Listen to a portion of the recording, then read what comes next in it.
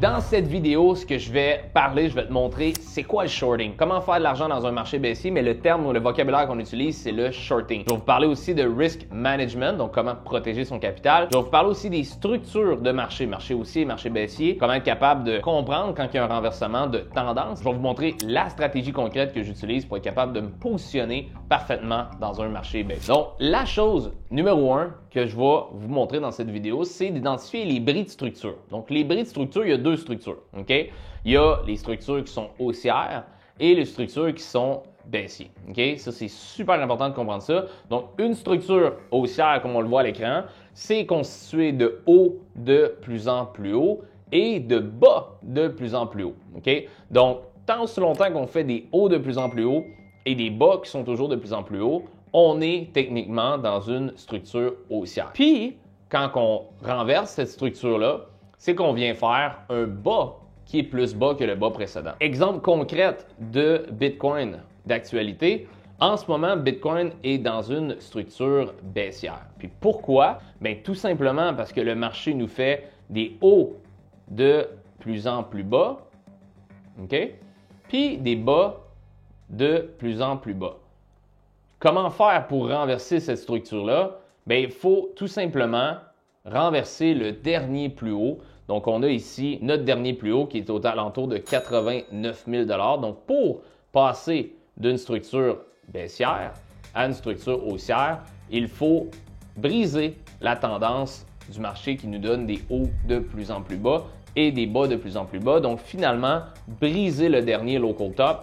Puis, aussitôt qu'on fait ça puis qu'on renverse le dernier plus haut, généralement, le marché commence à renverser sa structure puis passer d'une tendance baissière à une tendance qui est haussière. Puis, ben, c'est la même chose de l'autre côté où ce que lorsqu'on est, exemple, comme tu vois à l'écran, dans une tendance qui est haussière, où ce que le marché, il fait des hauts de plus en plus haut et des bas de plus en plus haut, bien, on est dans une tendance haussière comme tu vois à l'écran. Mais lorsque le marché décide de faire un bas ici par rapport au bas précédent, bien, généralement, on a ce qu'on appelle un renversement de tendance. Fait qu'on passe d'une tendance haussière à une tendance baissière. Des tendances haussières, baissières, il y en a tout au long du cycle. Fait que les 3 points importants pour être capable d'identifier les bris de structure, c'est numéro 1, c'est être capable de reconnaître, comme j'ai dit un petit peu plus tôt, la fin d'une tendance haussière ou la fin d'une tendance baissière.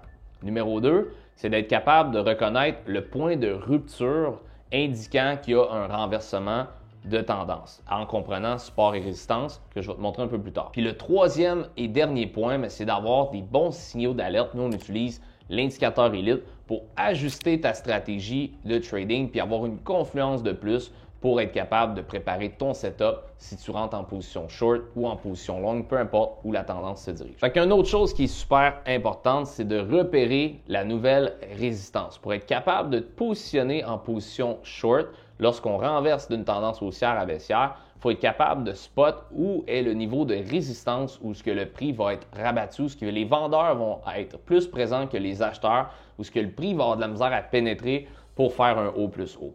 Fait que les 3 choses qu'on regarde pour être capable de déterminer une bonne résistance, c'est d'observer les niveaux clés où le prix a déjà chuté auparavant. Ensuite de ça, évidemment, si on confirme une tendance baissière, ça veut dire que le niveau de résistance, le haut, va être plus bas que le haut précédent, comme tu vois un petit peu à l'écran.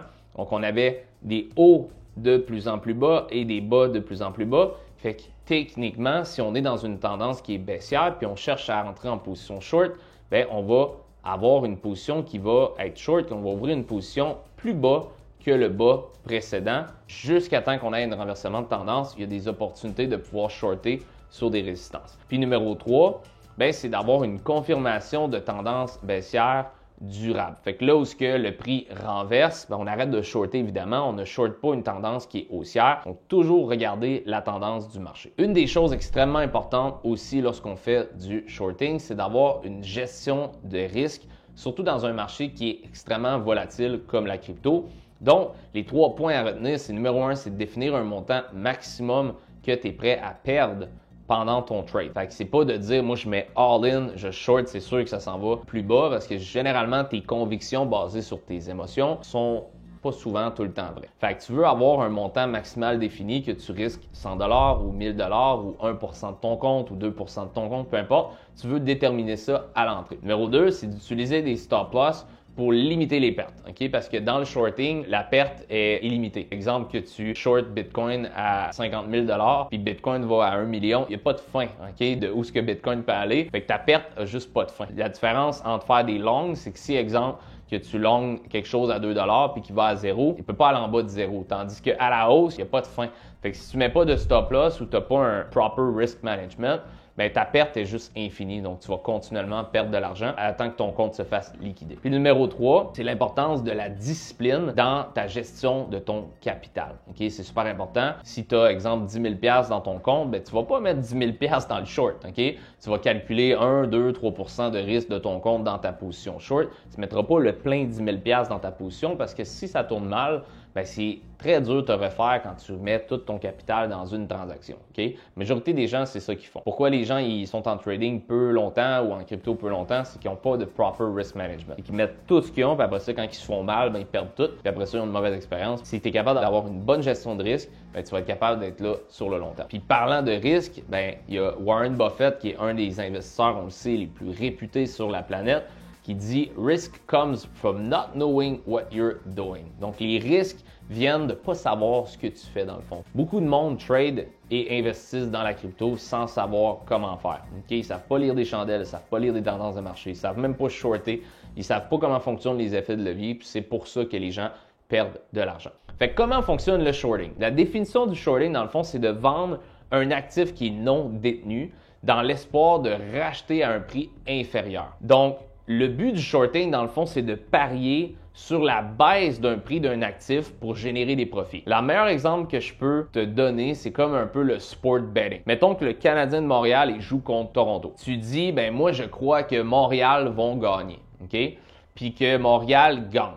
Ben tu bet sur la bonne équipe, donc tu gagnes. Si tu bets sur le Canadien de Montréal puis Toronto gagne, ben tu perds. Ben c'est la même chose avec shorter ou faire des positions longues. Fait que voilà comme deux équipes. Tu as l'équipe qui dit ça va baisser, puis tu as les longues que c'est de bet que ça va monter. Si toi tu prends un pari puis tu dis moi je pense que le marché va aller plus bas, donc tu prends une position short, puis tu bets sur ça s'en va plus bas, puis tu as raison, puis le marché baisse, ben tu fais de l'argent. Mais si tu bets sur l'équipe longue que ça va monter, puis que le prix descend, ben tu perds de l'argent. Fait que c'est littéralement la même chose que le sport betting, mais au niveau des marchés financiers.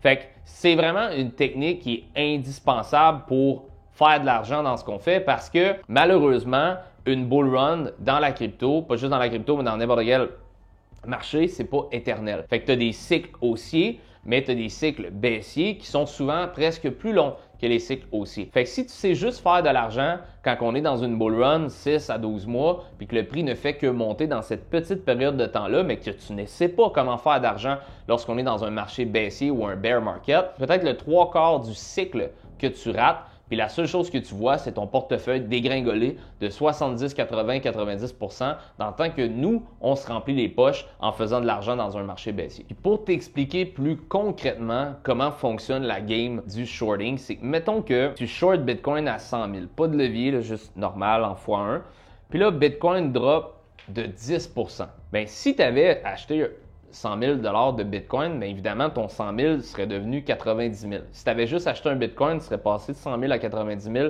dans ton portefeuille. Mais là, dans le cas où tu as pris un pari, tu as pris une position short, que le prix de Bitcoin allait baisser, puis tu as pris ton pari, ton short, à 100 000. OK? À chaque pourcentage que Bitcoin descend, donc 1%, 2%, 3%, bien toi, ton compte monte de 1%, 2%, 3%, parce que tu as une position short, tu as parié que le marché allait descendre. Fait que mettons que tu as mis 100 000 $. Je te fais un gros chiffron, tu n'as pas besoin de mettre 100 000. Fait que tu mets 100 000 $ à 100 000 $ le Bitcoin, puis tu dis, moi je le short, puis Bitcoin va à 90 000. Bien, tu aurais fait 10 000 $ de profit. 100 000 à 90 000, il a descendu de 10%, mais toi, tu avais shorté. Fait que toi, tu as gagné ton pari, donc toi, tu as fait 10%. Mais par contre, si tu avais fait une position longue, puis tu avais dit, non, ça va monter à 100 000, puis il avait descendu à 90 000, bien là, tu serais moins 10% dans le trou parce que ça aurait été de l'opposé de qu'est-ce que tu pensais. Puis après ça, quand tu rajoutes des effets de levier et tout ça, ça peut être exponentiel, mais juste de cette façon-là, c'est comme ça qu'on réussit à faire de l'argent dans le shorting. Puis le but, dans le fond, du shorting, ben, c'est simple, c'est de transformer toutes les crashs puis toutes les chutes en opportunités, ce que 99,9% des gens ne sont pas capables de faire parce qu'ils ne savent même pas que ça existe. Fait que c'est de combiner le shorting puis le rachat stratégique. Mettons que tu fais 10 000 sur une tendance baissière, ben après ça, tu peux prendre ton 10 000 de profit puis tu peux racheter du Bitcoin ou tu peux racheter des cryptos à rabais parce que tout l'argent que tu as fait en descendant, ben tu peux après ça accumuler les cryptos de ton choix. Le but, c'est d'acheter toujours à un prix inférieur puis d'augmenter sa valeur en Bitcoin ou en n'importe quel altcoin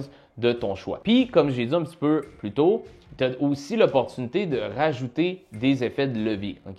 Fait que les effets de levier, c'est que tu multiplies ta quantité d'actifs pour maximiser le potentiel de gain. Donc, t'expliquer ça. Si, exemple, que tu mets un levier x5 ou un levier x10, pour exemple, sur ton short, OK? Ça veut dire que techniquement, tu empruntes x5 ou x10 fois ta liquidité dans ton trade. Mettons que tu short avec un 10 000 OK? Puis que tu mets en x5. 10 x 5, 50 000. Fait que, dans le fond, c'est comme si tu avais 50 000 en position.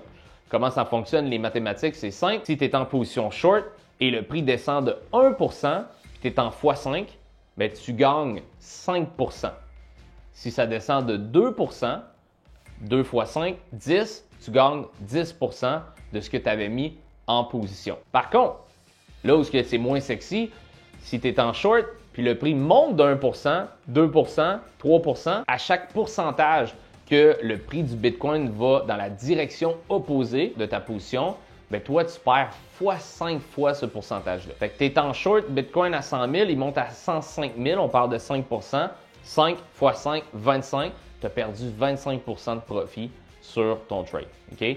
Ça fait mal. Soyez extrêmement prudent avec les effets de levier. Si vous n'avez pas d'expérience, vous n'êtes pas bon en x1 en spot, je ne recommande pas de toucher aux effets de levier parce que c'est la meilleure manière de perdre de l'argent si vous n'êtes pas bon. Si vous êtes bon, ça peut être un effet exponentiel sur vos profits. Fait que, de mon côté, j'utilise des moyennes mobiles, j'utilise des indicateurs comme le stock RSI, le RSI et le MFI, en plus de, comme j'ai parlé tantôt, support résistance et d'être capable d'évaluer mes bris de structure de marché. L'important dans tout ça, c'est pas juste de se fier à un indicateur, mais c'est d'avoir vraiment plusieurs confluences pour être capable de valider ta stratégie puis renforcer la fiabilité de tes signaux de trading pour ta stratégie. Ça, c'est le plus important parce que trop d'indicateurs, c'est pas bon. Puis un indicateur, ben, tu n'as pas assez de confluence pour rentrer en position. Fait que comme exemple, dans le graphique en ce moment, je te montre comment on aurait pu savoir qu'on allait, ici pour Bitcoin, passer d'une tendance qui était haussière à une tendance baissière comme on a en ce moment. Puis je vais aussi te montrer comment je crois qu'on va passer présentement d'une tendance baissière à une tendance haussière. Donc ici, on voit, on a nos deux plus hauts. Ça, c'est un double top. OK? Si on regarde aussi nos indicateurs, on peut voir juste ici qu'après avoir fait un double top, on a une divergence bearish. OK? Je rentre dans peut-être du technique un petit peu, mais c'est très important ce que je vous dis là. Donc, malgré le fait qu'on a fait un double top ou même un haut plus haut au niveau du graphique, notre MFI a fait un haut plus bas et notre RSI a fait un haut plus bas. Fait que dans cette situation-là, c'est une divergence bearish. Une divergence bearish sur des grosses unités de temps comme notre daily time frame ici, c'est ça qui signale souvent un renversement de tendance. Quelques semaines après, boum, on a fait un bas plus bas, puis on a passé d'une structure haussière à une structure baissière. Là, on a l'opposé. On a ici un bas plus bas au niveau du prix, puis on a un bas qui est plus haut au niveau du MFI et du RSI. Fait que là, présentement, le marché nous fait une structure qui est baissière, donc on fait des hauts de plus en plus bas et des bas de plus en plus bas. Mais avec la divergence qu'on a ici, moi, j'expecte dans les prochaines semaines qu'on devrait avoir un renversement de tendance pour Bitcoin. Puis pour faire ça, bien, ça prend un bris de 89 000 pour passer d'une tendance qui est baissière à une tendance qui est haussière. Fait que dans le cas qu'on a ça, bien, c'est important d'arrêter toute position short parce que tu ne veux pas naviguer contre le courant. C'est beaucoup plus difficile de shorter d'une tendance haussière que de shorter une tendance qui est baissière. Si tu rames contre le courant, tu vas travailler fort en tabarouette. Mais si tu rames avec le courant, tu peux faire beaucoup d'argent. Puis dans tout ça, bien, vient des émotions. OK? Fait que la gestion des émotions, OK, quand tu trades, des shorts ou des effets de levier, peu importe, dans le trading en général, c'est super important. Fait que 3 choses qui sont super importantes pour être capable d'être profitable dans une tendance baissière, c'est éviter de FOMO. Éviter d'avoir peur de manquer une opportunité, c'est super important parce qu'il y a des gens, des fois, qui vont rentrer en position trop rapidement ou vont mettre des effets de levier trop gros à des positions qui ne sont pas vraiment désirables pour entrer en position short ou qui vont justement shorter une tendance haussière avant d'avoir des confirmations parce qu'ils vont essayer de prédire que là, on s'en va en tendance baissière. C'est vraiment pas la chose à faire. Après ça, l'important, c'est de maintenir une discipline stricte pour ne pas laisser tes émotions guider tes décisions. Puis comment tu fais ça? Bien, l'expérience. Et numéro 2, d'avoir une stratégie claire, efficace, comme nous, on utilise la stratégie Elite, une stratégie vraiment technique pour s'appuyer dessus. Puis la dernière chose, bien, c'est d'avoir des techniques pour rester concentré, même lorsqu'il y a des fortes fluctuations de prix. Puis moi, ce qui m'aide énormément, bien, c'est de passer peut-être un 15, 20, 30 minutes par jour dans les graphiques et pas plus. Pourquoi? Même si tu vas passer 8 heures par jour dans le graphique, ça ne changera rien. Il va bouger comme il veut, c'est pas toi qui va faire bouger le prix. Puis plus que tu restes longtemps derrière les graphiques à attendre qu'il se passe quoi que ce soit, bien plus que tu as envie de faire des transactions, puis tu as de l'émotion en jeu, puis tu vas faire des mauvais moves. Fait que l'idée, des fois, c'est juste de placer des ordres avec des stop-là, donc de mettre des limit orders, de placer ses commandes, puis de fermer l'ordinateur, puis d'aller faire d'autres choses. Si tu passes trop de temps derrière l'ordinateur, tu vas faire des erreurs. Puis aussi l'importance d'être dans une bonne communauté. Si tu es avec un groupe de gens qui sont très bons dans le trading puis qui savent qu'est-ce qu'ils font, bien, tu es capable, au lieu de faire des erreurs, de pouvoir valider justement ton prochain move avant de te mettre dans une situation que c'est dur à rattraper quand tu es déjà dedans. Fait que les clés du succès dans un marché baissier sont numéro 1, comprendre la structure du marché. Là, on fait un recap sur tout ce que je vous ai montré. Donc, avant, tu dois savoir où on est dans le cycle. Un marché baissier, c'est pas juste une chute, c'est une suite de mouvements logiques. Donc, un marché baissier, n'oubliez pas, on fait des hauts de plus en plus hauts, on fait des bas qui sont de plus en plus hauts et on a un bas qui fait un plus bas, on tombe en marché baissier. Fait que c'est d'être capable de comprendre les structures de marché puis où on est dans le cycle. Numéro 2, c'est d'utiliser des stratégies qui sont adaptées pour pouvoir shorter. Fait que comme on a vu, le shorting, c'est l'arme principale, mais il faut savoir attendre les bons niveaux, puis parfois ne rien faire, c'est aussi une stratégie. La pire chose que vous pouvez faire, c'est d'essayer de prédire une tendance baissière. Le but, c'est d'attendre des confirmations d'un bris de structure, renversement, puis on rentre en position sur la résistance. Numéro 3, c'est de protéger son capital avec un bon risk management. Ça, c'est ta bouée de sauvetage, puis c'est ce qui va faire que tu vas être encore dans le game dans 5-10 ans. Si tu perds ton capital maintenant, puis tu te fais wipe out, tu perds tout, c'est très dur de se refaire après ça avec 0. 0 fois 100 égale 0, oublie pas ça. Numéro 4, c'est garde la tête froide. Le marché va tester ta psychologie. Ta job, c'est d'agir avec discipline, pas avec émotion. Puis numéro 5, c'est d'apprendre puis de toujours rester actif. Parce que les vrais investisseurs, ils utilisent les bear markets pour se former, observer le marché puis préparer leur prochaine position d'entrée. Souvent, les gens y arrivent dans la crypto quand tout est excitant, Bitcoin est à 100 000 new all-time high, puis aussitôt que ça baisse, là, ils oublient puis ils savent même plus le prix rendu où. Mais tous les gens qui gardent la tête froide puis qui se forment dans le temps que le marché est marché baissier où il ne se passe pas grand-chose, c'est des gens qui sont prêts à capitaliser quand le marché repart. Fait que si tu as aimé la vidéo, premièrement, abonne-toi. Puis deuxièmement, si tu en veux encore plus, j'ai une autre vidéo, une masterclass de formation, encore une fois, gratuite, que là, tu as vu comment faire de l'argent dans un marché baissier avec des positions short, mais dans la masterclass, on va te montrer exactement plus de stratégies sur pas juste faire de l'argent dans un marché baissier, mais être capable d'utiliser nos indicateurs pour te positionner en marché haussier, de comprendre un peu les cycles du marché, puis d'être capable de faire de l'argent dans toute situation dans le marché. Puis pour avoir accès à cette vidéo-là, c'est simple, fais juste cliquer sur le lien dans la description, regarde ça, tu vas triper bien raide. À bientôt.